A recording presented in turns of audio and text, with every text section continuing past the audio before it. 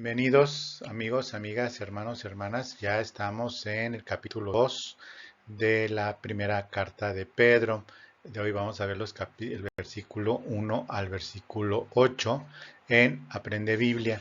Para nosotros es muy importante, nosotros me refiero tanto a ti como a mí, que tengamos mucha claridad en todos los aspectos de esta carta, particularmente en este que estoy remarcando como título, que es Sacerdotes de Cristo aquí y ahora. Si bien no es la idea principal o la única idea principal de este texto del 1 al 8, hay dos conceptos principales, pero este me parece que es muy importante porque estamos acostumbrados a pensar que solamente algunos o que tienen este parecido a las actividades de los sacerdotes del Antiguo Testamento. Y sí, efectivamente, hay muchas diferencias, pero la de ellos, del Antiguo Testamento, de esos sacerdotes, eran físicas. En el Antiguo Israel, nosotros en nuestra actualidad tenemos actividades muy similares, pero en la gracia y obviamente espiritualmente hablando, y lo vamos a ver cuando entremos en esta parte. Asimismo, vamos a estudiar algo que igual de importancia, que es el hecho de que Cristo sea piedra angular y que nosotros también como piedras vivas como Él, Dios está edificando casa espiritual y un sacerdocio santo. Entonces, bueno, comencemos y vamos a estudiar esto. Te pido que tengas tu Biblia a la mano y si no te da tiempo, yo te voy a ir leyendo los versículos para que luego tú los puedas estudiar poco a poco también y disfrutando esto, recordando que estamos aquí para aprender Biblia. Comencemos entonces con Primera de Pedro, capítulo 2, versículo del 1 al 8, y estos son los primeros tres versículos. Versículo 1 dice: desechando pues toda malicia, todo engaño, hipocresía, envidias y todas las detracciones, desead como niños recién nacidos la leche espiritual no adulterada, para que por ella crezcáis para salvación, si es que habéis gustado la benignidad de el Señor. Desechando pues toda malicia, todo engaño, hipocresía, envidias y todas las distracciones. Muy bien, bueno, vamos a ocuparnos en primer lugar del versículo 1, posteriormente del 2 y del 3. Muy bien, estas son las palabras que se mencionan en el versículo 1. Malicia, engaño, hipocresía, envidias y detracciones. Cuando Pedro habla en el versículo 1 de desechando, está hablando en el contexto tanto del versículo 1 como del versículo 2 de la dieta, vamos a llamarla así, de lo que, porque lo relaciona con el alimento de la leche espiritual. En el contexto completo está hablando en sí de desechen, es decir, no coman de esto, sino tomen leche espiritual, ¿ok? Por eso, desechando malicia, que voy a explicar una por una para que nosotros revisemos esto y lo comprendamos y lo tengamos muy pendientes en nuestro andar con el Señor. Malicia, puedes ver aquí la palabra en griego, y esta referencia es de la Strong. Esto está como fuente, se utiliza el diccionario expositivo Vine exhaustivo. Vine es un apellido, no es otra cosa, es un apellido, es el apellido del autor de Editorial Caribe 1999 y la concordancia exhaustiva Strong, también de Editorial Caribe. Entonces, este numerito es de la concordancia exhaustiva Strong, ¿ok? Y la definición, una combinación tanto del diccionario exhaustivo como también de la concordancia que trae su propio diccionario, para que si es de tu interés tenerlo en tu biblioteca, lo puedas tener. Está en medio electrónico, que te recomiendo lo compres en libro, en papel, si es que es de tu interés, porque en electrónico, salvo que tengas un equipo muy potente, son volúmenes grandes en número de páginas. Entonces, si es que tienes potencia en tu equipo electrónico, lo puedes tener lo venden en línea, o bien, si no tienes un equipo muy potente, pues cuidado el volumen en papel, ok, en libro. Bueno, malicia. Esta es la palabra en griego y se refiere a carácter malicioso en general, afán y una palabra, un concepto que me llama mucho la atención en esta etimología es que se refiere a acciones por ansiedad. Acciones por ansiedad parecieran más bien defensivas, pero no se está refiriendo a acciones por ansiedad ofensivas. Ofensivas no tanto por una ansiedad clínica, sino por una ansiedad de desesperación por querer hacer mal y no sale, y el buscar hacer mal. Esto se refiere como acciones por ansiedad y por eso se traduce como malicia. Nosotros como creyentes pues ya nos hemos dado cuenta a lo largo del tiempo que no somos exentos, porque finalmente esto está escrito para cristianos y sobre todo cristianos que han sido muy maltratados, como lo estudiábamos en el contexto de Primera de Pedro. Bueno, este es lo primero que dice Pedro, desechemos esto de nuestras vidas, así como el engaño. La palabra dolos en griego se refiere a engaño y se refiere a señuelo, truco, acechanza, engaño o mentira.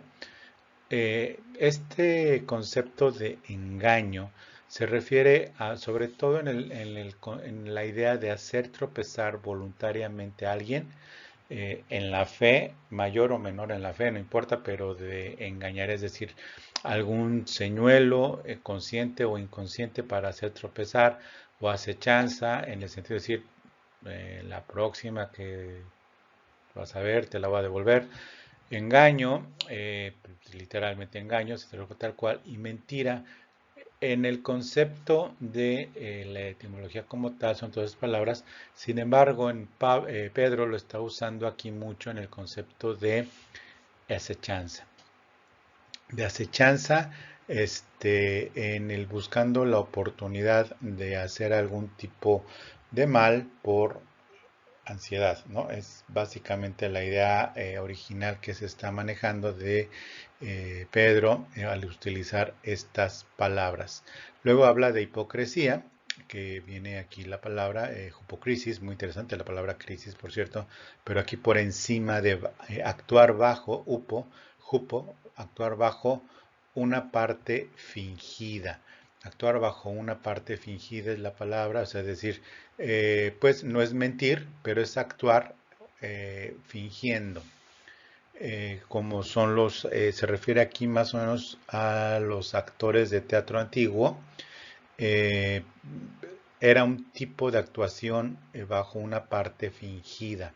De ahí las obras de teatro es en el entendido que se les mencionaba de alguna forma como hipocresía, porque estaban actuando bajo una parte fingida, pero estaban actuando en el teatro. Bueno, para nosotros la exhortación de Pedro para nosotros los creyentes de todas las épocas es nunca actuar bajo una parte fingida, es decir, no actuar bajo una fe fingida, no dar a entender algo que no está en nuestro corazón eh, y esconderlo actuando como de buena voluntad. Obviamente, este es algo que se llama, en términos de castellano, pues se llama hipocresía. Envidias.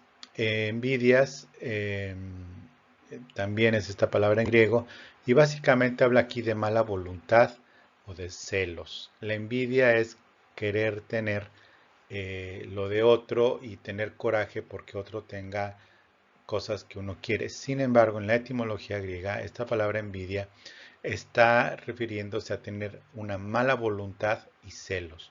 No tanto por lo que tiene y yo lo deseo, sino por el hecho de que lo tiene. No en sí lo que tiene, sino por el hecho de que lo tiene.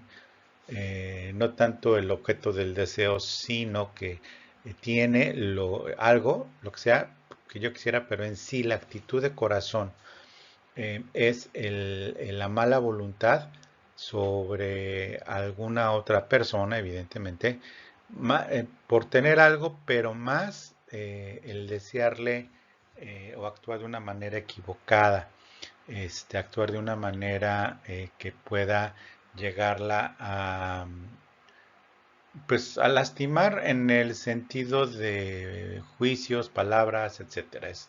Pedro dice envidias. Y por último, esta palabra detracciones, que es una palabra muy antigua y muy interesante también, pero en realidad en el castellano actual sería difamación. Difamación con maledicencia. Una difamación que viene siendo casi una calumnia. eh, una cosa es el chisme que transmite algo que pasó, aunque no sea de nuestra incumbencia, pero hay otras que son calumnias y más que hacer juicio, no se refiere tanto a hacer juicio, sino se refiere a eso, a una difamación, algo que no es cierto y se comunica a otros eh, difamando, uh, calumniando a esa persona, pero también no como chisme, sino maldiciéndolo, o sea, maldiciéndolo. Tenemos el ejemplo claro de Jesús que pues una detracción o una difamación en una maledicencia fue que le dijeron que por Belcebú echaba fuera demonios. Vaya difamación, vaya detracción. Entonces, vamos a poner el ejemplo que debemos de poner. Malicia, como actuó Judas contra Jesús en acciones por ansiedad para hacer mal, ya no soportó. Su carácter malicioso en general hizo que actuara así contra Cristo. Eh, Usó un señuelo, un engaño para hacer que pues apresaran a Jesús diciéndolo yo se los pongo, yo les digo dónde está, cuándo está, cómo hacerlo, y demás, y llegó, y sí, pues llegó y según él, pues Jesús no se daría cuenta, pero le dijo todo lo que ya sabemos y le dio un beso, saludándolo con un beso y bueno, lo que Jesús comenta. También con hipocresía, actuando bajo una fe fingida, un seguimiento, y era el tesorero, y este tesorero lo que hacía pues era jalarse el dinero, pues, que estaba destinado para otras cosas porque él manejaba el dinero, pero actuaba como que, ay, sí soy muy honrado, ¿no? De envidias, pues, mala voluntad, contra el Señor. No sé si celos, no creo que en su cabeza haya pasado el querer ser como Jesús o querer hacerlo de Jesús, pero pues bueno, envidias y las detracciones, que ya expliqué, la difamación y la maledicencia. Pongo ejemplos, pongo el ejemplo de Judas, porque bueno, pues creo que nos ilustra muy bien a lo que se refiere precisamente Pedro en esta enseñanza. Vamos pues entonces a pasar al versículo siguiente. Versículo 2, primera de Pedro 2, versículo 2. Desead como niños recién nacidos la leche espiritual no adulterada, para que por ella crezcáis para salvación, si es que habéis gustado la benignidad del Señor. Bueno, aquí hay un asunto que pues hay que considerar. ¿Cómo sabe un niño recién nacido que la leche está adulterada? Pues él no lo va a saber porque es un niño recién nacido. Él lo que desea es comer, ¿no? Y lo busca y demás. Este, eh, Comer de su leche y demás. Pero aquí el asunto es que el niño no tiene ni idea de lo que es la leche adulterada. Él lo que necesita es comer. Bueno, lo que está aquí poniendo Pedro dentro de la dieta, como hablaba de desechad en el versículo 1, aquí por eso estaba relacionado de la dieta, o sea, es decir, absténgase de comer eso, ¿no? En el versículo 1. Aquí en el 2 es, sino que más bien deseen como niños recién nacidos, pues no es tanto de desear, sino que es una necesidad. Así debería de ser nuestro deseo por la palabra de Dios, no tanto como un deseo de que deseo leer la Biblia, sino como una necesidad como la de un recién nacido, la palabra de Dios. Y obviamente buscando ya como personas conscientes, porque finalmente como niños recién nacidos, pues no es que nos pongamos a llorar hasta que nos metan una Biblia en la boca, no, no, no, si no es ya grandecitos, ver que no sea leche adulterada.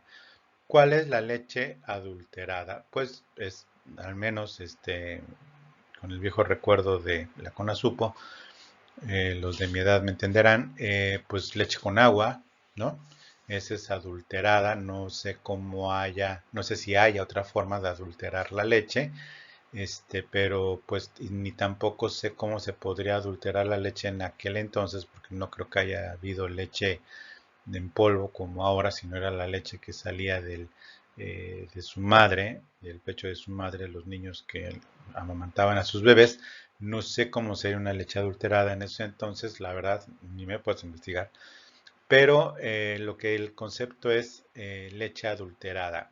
¿De quién sería entonces la responsabilidad de la leche adulterada?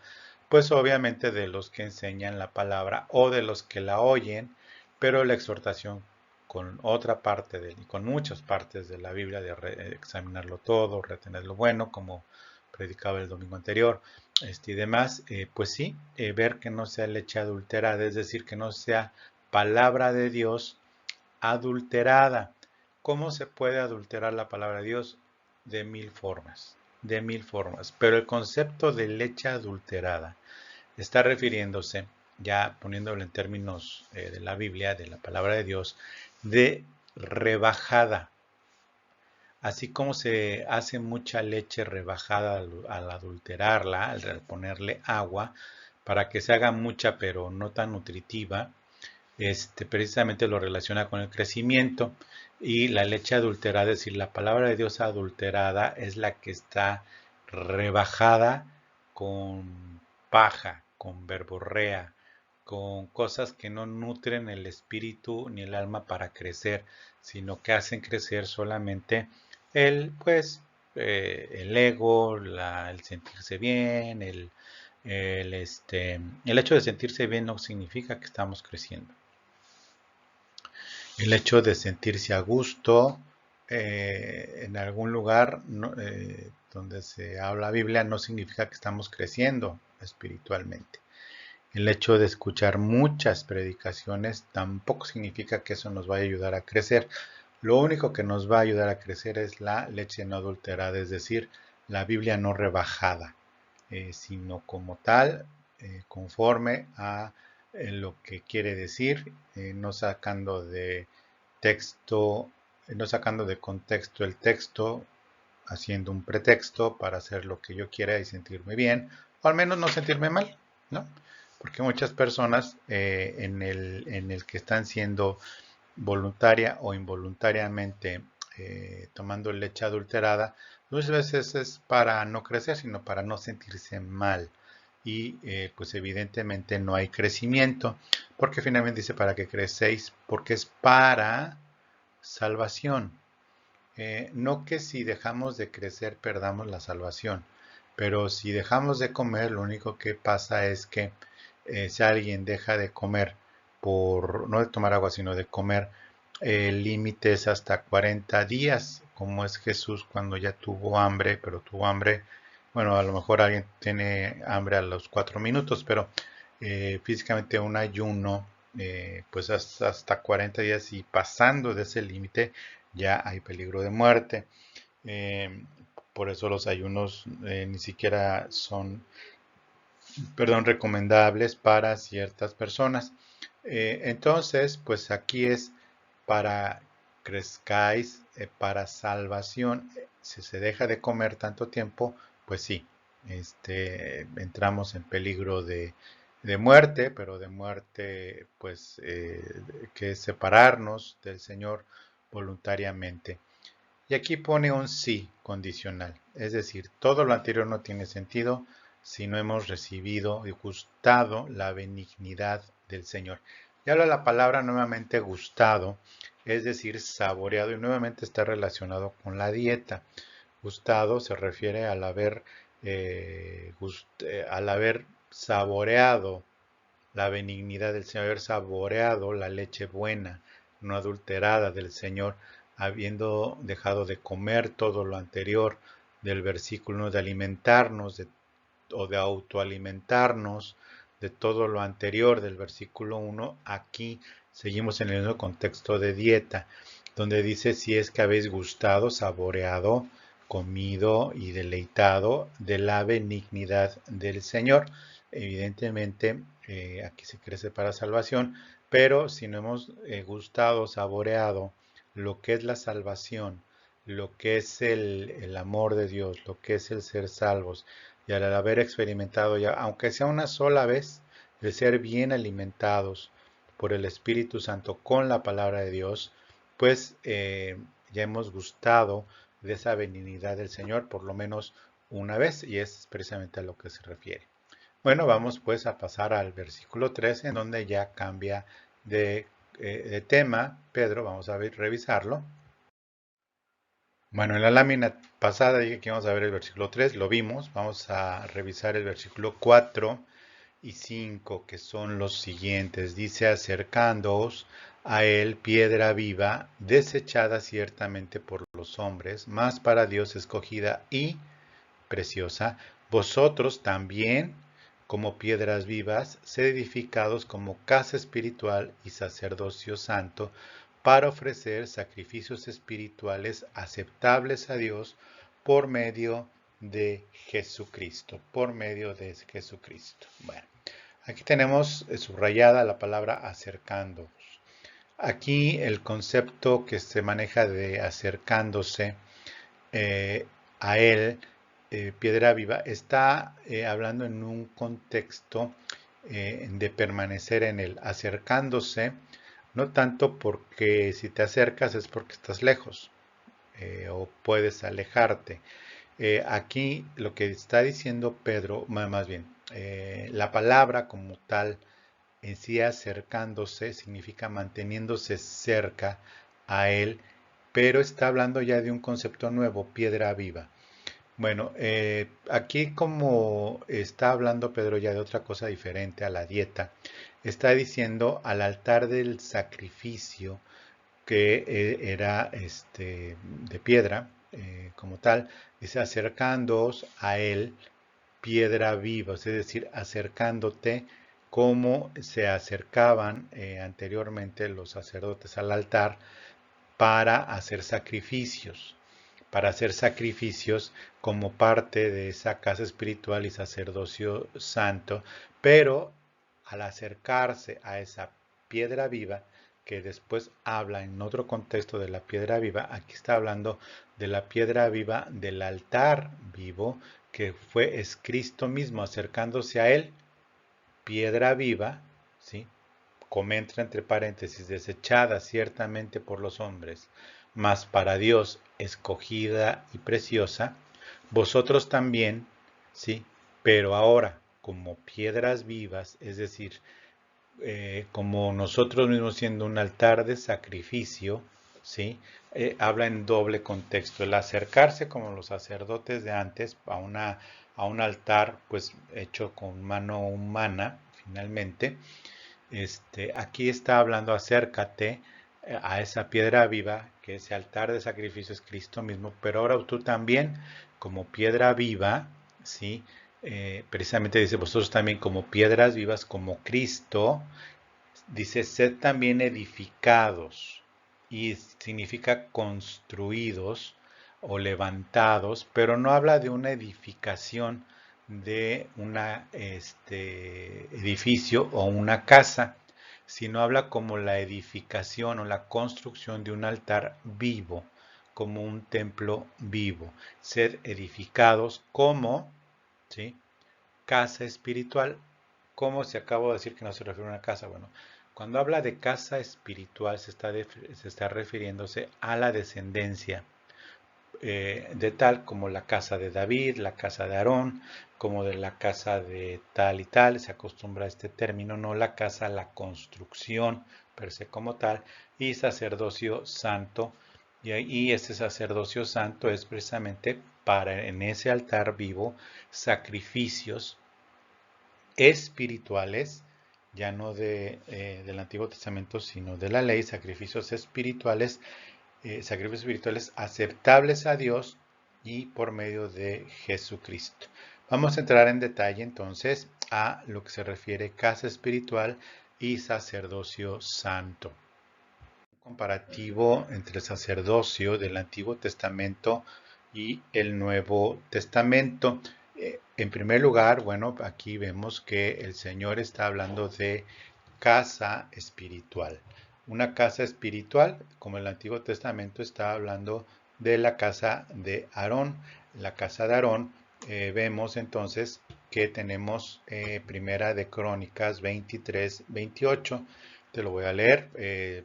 Sigo en tu Biblia o bien, voy un poco rápido porque son bastantes citas. Entonces yo te las voy leyendo todas y luego tú las estudias. Casa espiritual. Primera de Crónicas 23, 28 dice, y estaban bajo las órdenes de los hijos de Aarón para ministrar en la casa de Jehová en los atrios, en las cámaras y en la purificación de toda cosa santificada y en la demás obra del ministerio de la casa de Dios. La casa de Aarón fue escogida por Dios para el sacerdocio santo. Y en comparativo con el Nuevo Testamento tenemos algo mejor, la casa de mi Padre, es decir, la casa de Dios. En el Antiguo Testamento estos estaban en la casa, eran de la casa de Aarón, es decir, de la descendencia de Aarón. Aquí estamos hablando de la descendencia del Padre, es decir, de la casa de mi Padre, es decir, de la casa del Padre por medio de Jesucristo. Y está en Juan 14, 2, que dice, en la casa de mi Padre muchas moradas hay, si así no fuera, yo os lo hubiera dicho, voy pues a preparar lugar para vosotros. Y voy pues a preparar lugar para vosotros. Mucho se ha predicado de que hay avenidas con casa en la Nueva Jerusalén, es decir, Avenida de la Santidad 314, departamento 204, y ahí me va a tocar. Y va a estar requete bonito. No. Los sacerdotes vivían en el templo, ¿sí? Y era necesario que fueran construidas habitaciones para el sumo sacerdote, también lugares de estar y de estancia para los levitas y para otros servidores en el templo. Ellos estaban ahí ministrando permanentemente y demás. Aquí lo que está diciendo el Señor, de la casa de mi Padre, es decir, así como está la casa de Aarón o la casa de David, que son ejemplos muy usados en el Antiguo Testamento, en el contexto hebreo, aquí está hablando, en la casa de mi Padre muchas moradas hay. Si así no fuera, ya lo hubiera dicho, voy pues preparar lugar para vosotros. Entonces, ¿para qué se va Jesús si ya estaban listas? Dice que hay muchas moradas. Dice, en la casa de mi Padre muchas moradas hay. ¿Sí? Si así no fuera, yo os lo hubiera dicho. Pero luego dice, voy pues a preparar lugar para vosotros. ¿Por qué? Porque no estaban reservadas para nadie. En la casa del Padre, es decir, de la descendencia del Padre, no había, sino que ahora se va Jesús a preparar lugar al subir con su sangre delante del Dios Santo Altísimo, del Todopoderoso, el Padre Celestial, y presentar su sangre y hacernos aceptos ahora en el amado. Y en ese momento ya preparó lugar para nosotros, es decir, no es que haya arreglado el lugar, que le haya puesto pinturita a las habitaciones, no, o que le haya puesto más diamantitos, no, sino que ahí está hablando de la casa espiritual de Dios, Dios mismo, ¿ok? Entonces está refiriendo a esto. Entonces, casa espiritual, lo vemos así. Limpios de todo pecado. Bueno, limpios de todo pecado, todo esto son en Levítico 8, 6, 36, que es todo lo que hizo Moisés para Aarón y sus hijos, para poder ser ungidos, limpios, perdón, de todo pecado. Estamos aquí, ser limpios de todo pecado, que es todo Levítico 6, 36. Es muy largo, pero voy a leer solamente algunos versículos. Dice en el 6, entonces Moisés hizo acercarse a Aarón y a sus hijos y los lavó con agua. Y los lavó con agua y al final del versículo 34 dice, en el versículo 34 de Levítico 8, 6, 36, el versículo 34 dice, de la manera que hoy se ha hecho, mandó a hacer Jehová para expiaros, es decir, limpiarlos de todo pecado. Es largo el texto, si lo puedes leer, Levítico del 8:36, pero en el Nuevo Testamento vemos en Tito 2:14, dice, quien se dio a sí mismo por nosotros para redimirnos de toda iniquidad y purificar para sí un pueblo propio, celoso de buenas obras. Celoso de buenas obras, ya no bajo la ley, pero el no estar bajo la ley no nos exime de las buenas obras. Y es aquí donde es muy importante tener claro, el estar bajo la gracia no es manga ancha para andar en la carne, que al fin Dios me va a perdonar. No estamos actuando como un sacerdocio, no estamos actuando como un sacerdocio. Una conciencia de sacerdocio santo de Cristo por medio de Cristo para el Padre Celestial no nos exime de hacer buenas obras, celoso de buenas obras, limpios de toda, redimirnos de toda iniquidad y purificar, y habla los mismos conceptos de sacerdocio en esta idea de Pablo en Tito, diciendo, quien se dio a sí mismo para redimirnos de toda iniquidad, y habla de la purificación, pero ya no de una casa solamente como la de Aarón, sino para el pueblo completo, celoso de buenas obras, ¿ok? Entonces, acuérdate, la gracia no nos exime de buenas obras desde el punto de vista de Dios. Vamos a ir ahora entonces al 3, que es ungidos para servir a Dios. Y ahí mismo en Levítico, en el versículo 12, está en esta descripción de lo que hizo Moisés con Aarón y sus hijos. En Levítico 12 dice, y derramó el aceite de la unción sobre la cabeza de Aarón y lo ungió. ¿Para qué? Para santificarlo. Lo ungió para santificarlo.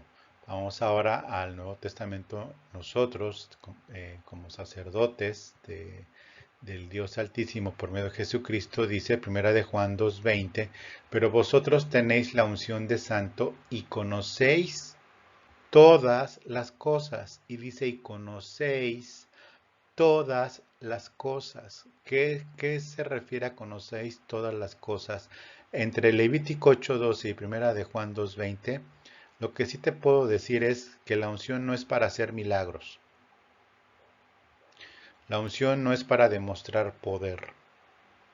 La unción es para poder ministrar a Dios, para poder ministrar a Dios, no a los hombres. Y nosotros tenemos esta unción del Santo y conocemos todas las cosas por el Espíritu Santo. Y si bien no conocemos todas las cosas, lo que sí conocemos es el plan de salvación. Y si tú todavía no conoces el plan de salvación, pues aprende Biblia y para eso estamos aquí. Precisamente entonces, la unción del Santo no es para ministrar a los hombres poder de Dios. Creo que he sido claro. No es para ministrar poder de Dios a otros y hacer maravillas delante de los hombres con una unción poderosa de Dios. Eso no es así. Esta unción es para conocer todas las cosas y por eso somos sacerdotes del Dios Altísimo. Bueno, también tenemos entre las otras muchas cosas que los sacerdotes del Antiguo Testamento hacían, similares a las que nosotros hacemos, pero en el Espíritu y en la gracia, dice honrar la palabra de Dios. En el libro de Malaquías 2:7 dice, porque los labios del sacerdote han de guardar la sabiduría y de su boca el pueblo buscará la ley, porque mensajero es de Jehová de los ejércitos. Conste que esto no estoy diciendo de ninguna manera que es solo para los que nos dedicamos al Evangelio, sino es para todos. O sea, a diferencia de algún tipo de religión, vamos a hablar y voy a expresarme de la Iglesia Católica sin de ninguna manera peyorativamente, pero ellos tienen una clase de personas que son los sacerdotes apartados. Bueno, eso así ellos lo manejaron, pero lo que dice la Biblia es que todos nosotros somos casa espiritual, sacerdocio santo. Bueno, aquí en el Antiguo Testamento, el honrar a la palabra de Dios era la actividad de los sacerdotes, dice, porque los labios del sacerdote han de guardar la sabiduría y de su boca el pueblo buscará la ley. Nosotros como creyentes debemos de tener la peculiaridad de que las personas busquen la sabiduría de Dios de nuestra boca, no nuestra opinión. Por eso es muy importante que nosotros tengamos un sentir en nosotros. Tengamos ¿y tú qué opinas? Más bien que para nosotros la pregunta la traduzcamos, nos la hagan como nos la hagan, es ¿y el Señor qué dice? ¿Sí? Porque muchas veces, o la mayoría de las veces, mi opinión puede ser diferente a la de la palabra de Dios.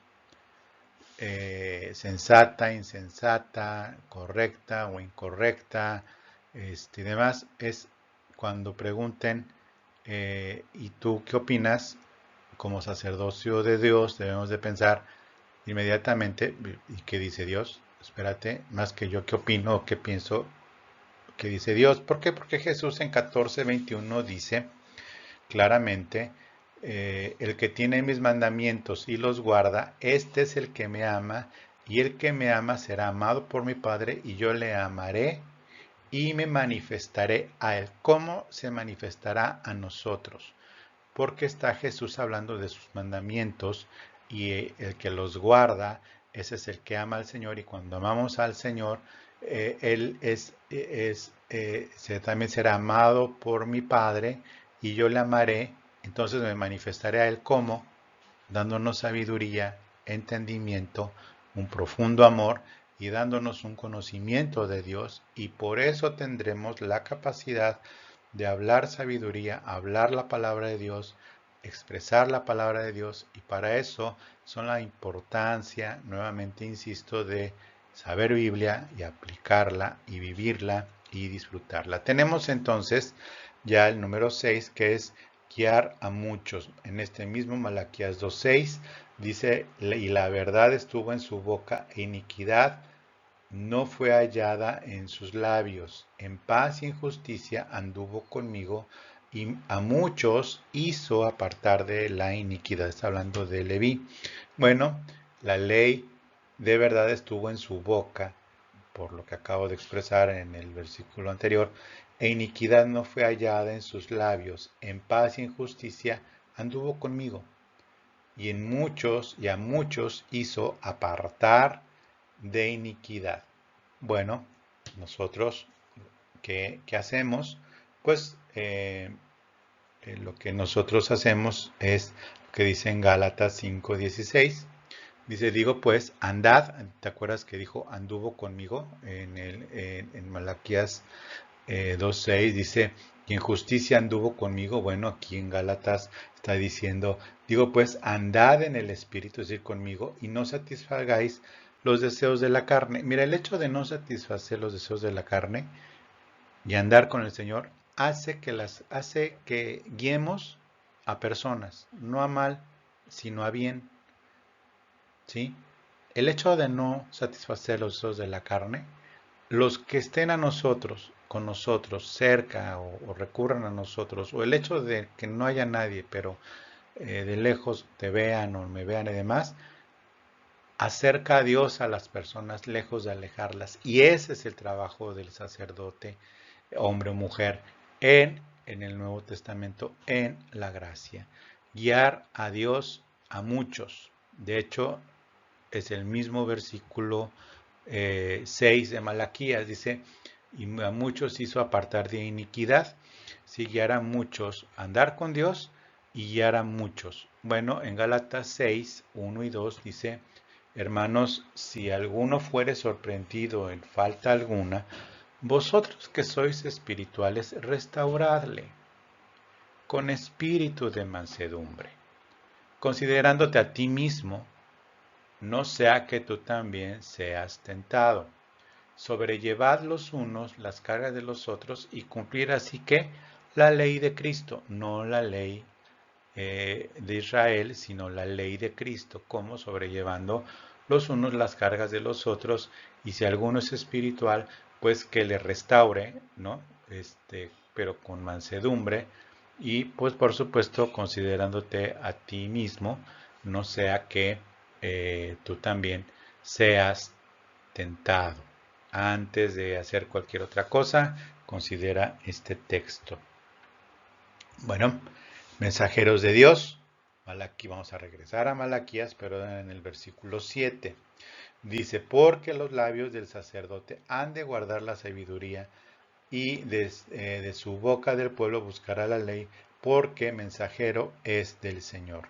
Pues sí, a nosotros somos mensajeros del Señor. ¿Cómo? Pues simple y sencillamente porque se nos encargó lo que se conoce como la gran comisión, que es, por tanto, ir a ser discípulos a todas las naciones, bautizándolos en el nombre del Padre, del Hijo y del Espíritu Santo, enseñándoles que guarden todas las cosas que os he mandado, y aquí yo estoy con vosotros todos los días hasta el fin del mundo. Amén. Bueno, pues eso se refiere a lo que es sacerdocio santo. Y dice para sacrificios espirituales. ¿Cuáles son los sacrificios espirituales en el Nuevo Testamento agradables a Dios por medio de Jesucristo en el Espíritu Santo? Bueno, pues en primer lugar, una entrega total y voluntaria de cuerpo y alma a Cristo, como lo revisamos en Romanos 12, 1 y 2. Así que, hermanos, os ruego por las misericordias de Dios que presentéis vuestros cuerpos en sacrificio vivo, santo, agradable a Dios, que es vuestro culto racional. No os conforméis a este siglo, sino transformaos por medio de la renovación de vuestro entendimiento, para que comprendéis cuál es la buena voluntad de Dios, agradable y perfecta. Una entrega total y voluntaria de cuerpo y alma, transformándose en nuestra alma por la renovación de nuestra mente y nuestro cuerpo que le pertenece al Señor, dejarlo constante y permanentemente al servicio de nuestro Dios Santo. Alabar a Dios, Hebreos 13:15, dice así que ofrezcamos siempre a Dios por medio de él sacrificio de alabanza, es decir, fruto de labios que confiesan su nombre. Y aquí es muy importante que alabar a Dios en las alabanzas que cantamos es lo que cantamos, ni cómo lo cantamos, ni tampoco con qué ritmo lo cantamos, ni con qué tipo de música lo cantamos, sino lo que decimos, fruto de labios que confiesan su nombre. Es decir, ¿el nombre de quién? Pues el nombre de Jesucristo. Eso es alabar a Dios. Hacer el bien. Hebreos 13:16 dice, y de hacer el bien y de la ayuda mutua no os olvidéis, porque de tales sacrificios se agrada a Dios, de la ayuda mutua se agrada a Dios, así como en Gálatas 6:10 dice, así que según tengamos oportunidad, hagamos bien a todos, y mayormente, y en primer lugar, a los de la familia de la fe. Es decir, el buen ayudador por su casa empieza, ¿verdad?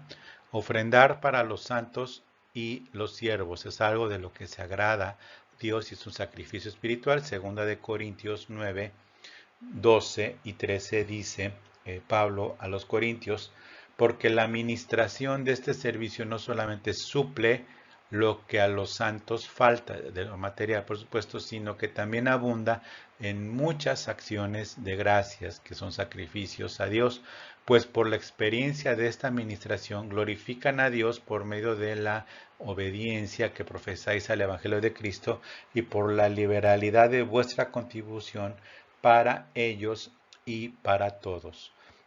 A los santos y a los siervos, Filipenses 4, 17, 18 dice Pablo a los filipenses, no es que busque dádivas, sino busco fruto que abunde en vuestra cuenta. pero todo lo he recibido y tengo abundancia, estoy lleno, habiendo recibido de Epafrodito lo que enviasteis, o sea, dinero, olor fragante, sacrificio acepto, agradable a Dios. Olor fragante, sacrificio acepto, agradable a Dios. Número 5, evangelizar y discipular. Romanos 15:16. Y dice así: para ser ministro de Jesucristo a los gentiles, ministrando el Evangelio de Dios, para que los gentiles les sean ofrenda agradable, santificada por el Espíritu Santo. ¿Quién es la ofrenda? ¿Quién es el sacrificio aquí agradable a Dios? Nosotros. Cuando Pablo le compartía a otros, hacía que esos gentiles convertidos al Evangelio fueran ofrenda agradable y santificada por el Espíritu Santo. Cuando tú evangelizas y discipulas a alguien, esto se convierte en un sacrificio que tú le estás dando a Dios. La persona en sí se convierte en el sacrificio santo, agradable a Dios. Número 6, andar en el amor de Cristo. Dice Efesios 5:2, y andad en amor, como también Cristo nos amó y se entregó a sí mismo por nosotros, ofrenda y sacrificio a Dios en olor fragante. Andar en amor es un sacrificio a Dios. Y el amor es un fruto del Espíritu Santo. Cuando alguien anda en amor, no solo está siendo como Dios porque Dios es amor, sino que eso es un sacrificio a Dios como Cristo. Dice, como andar en amor como Cristo nos amó y se entregó por nosotros, es decir, en el sacrificio de Cristo se entregó por nosotros, y eso fue la ofrenda y el sacrificio a Dios en olor fragante. Y por último tenemos orar, como dice Apocalipsis 8:3. Bueno, otro ángel vino entonces, dice Apocalipsis 8:3, y se paró ante el altar con un incenciario de oro y se le dio mucho incienso para añadirlo a las oraciones de los santos sobre el altar de oro que estaba delante del trono. Muy bien, bueno, vamos a terminar con los versículos. Los versículos que tenemos a continuación son los versículos 6, 7 y 8. Versículos 6, 7 y 8. Dice, por lo cual también contiene la escritura, he aquí pongo en Sión la principal piedra del ángulo escogida, preciosa, y el que creyere en él no será avergonzado.